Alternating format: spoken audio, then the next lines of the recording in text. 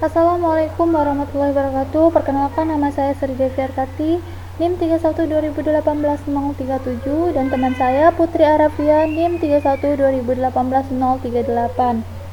Di sini kami akan menyelesaikan tugas mata kuliah media dan sumber pembelajaran. Baiklah, pada kesempatan kali ini saya akan membahas tentang media pembelajaran sederhana 3 dimensi.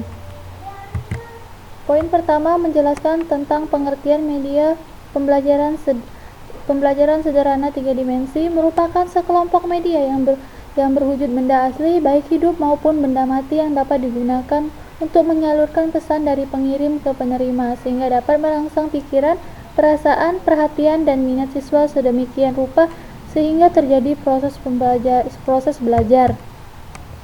Poin kedua itu menjelaskan jenis-jenis media 3 dimensi terbagi beberapa model. Yang pertama, model padat. Model padat pada biasanya memperlihatkan bagaimana permukaan luar daripada objek dan membuang bagian-bagian yang membingungkan gagasan-gagasan utama dari bentuk, warna, dan susunan. Contohnya boneka. Yang kedua itu model penampang. Model penampang memperlihatkan bagaimana sebuah objek itu tampak apabila bagian permukaannya diangkat untuk mengetahui susunan bagian dalamnya. Contohnya anatomi manusia dan hewan seperti gigi, mata. Yang ketiga itu model kerja.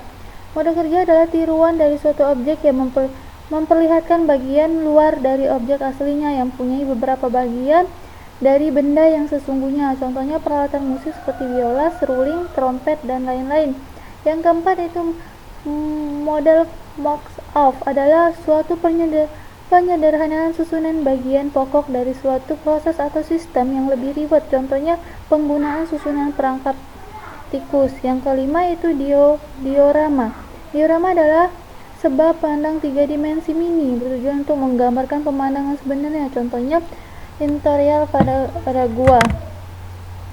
Yang poin ketiga yaitu membahas tentang karakteristik media pembelajaran 3 dimensi. Yang pertama, pesan yang sama dapat disebarkan ke seluruh siswa secara serentak.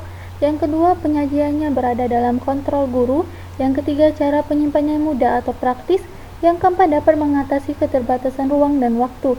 Yang kelima, menyajikan objek-objek secara diam. Yang keenam, lebih mahal dari kelompok grafis. Yang ketujuh, sesuai untuk mengajarkan keterampilan tertentu. Yang ke-8 sesuai untuk belajar secara berkelompok atau individu. Yang ke-9 praktis digunakan untuk semua ukuran ruang kelas. Yang 10 mampu menyajikan teori dan praktik secara terpadu. Poin keempat itu membahas tentang kelebihan dan kekurangan media 3 dimensi. Menurut Moegiono, tahun 1992, kelebihan dari media 3 dimensi yang pertama, memberikan pengalaman secara langsung. Yang kedua, penyajiannya secara konkret dan menghindari verbalisme. Yang ketiga itu menunjukkan objek secara utuh, baik konstruksi maupun cara kerjanya. Yang keempat itu dapat memperlihatkan struktur organisasi secara jelas.